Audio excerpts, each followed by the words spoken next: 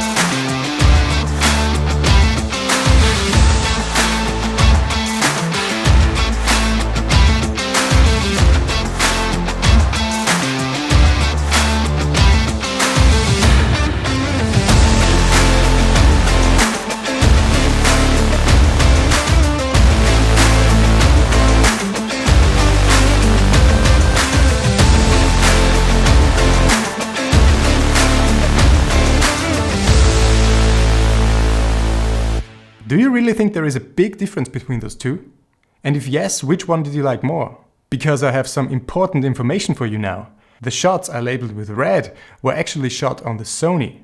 So when you preferred the RED footage, you actually liked the Sony more. I came up with this idea because when I edited this clip, I sometimes was not sure, am I looking at RED or am I looking at the Sony? I had to look at the file names below. I found this quite interesting because I thought the RED footage would have more unique character to it. That's why I wanted to buy it. The thing is, I did not try to make them look the same. I made this test, if I would switch to RED now, what would be the best possible result? And would it be noticeably better than my Sony A7S III footage? I was very surprised that both cameras looked, for me, almost identical. I thought there would be a bigger difference of a RED image compared to a Sony image. But as I said, I didn't even try to make them look the same. That's pretty how they come out of the camera. I just applied a conversion LUT to the RED footage, which converts it to Rec. 709, and I did the same with the log footage of the Sony. Of course, the RED has a 6K sensor, the Sony has a 4K sensor, so the sharpness and the detail is not exactly the same, but overall the image looks quite similar. What do you think? And of course, for me the RED has some downsides because it has not really good autofocus, it has no IBIS, and due to that the footage is much shakier than with the Sony, of course. And somebody might say now, well, that's the organic and natural look of the RED. Well, I would say I have to stabilize every shot in post. So at the moment, for me, I will not switch to the RED. I think I will watch 10,000 videos about the RED in the future. Maybe I change my opinion, but at the moment I can't see any reason why this should be a better camera for me. But anyway, thank you very much for watching this video, subscribe to my channel and hopefully see you again in the next one.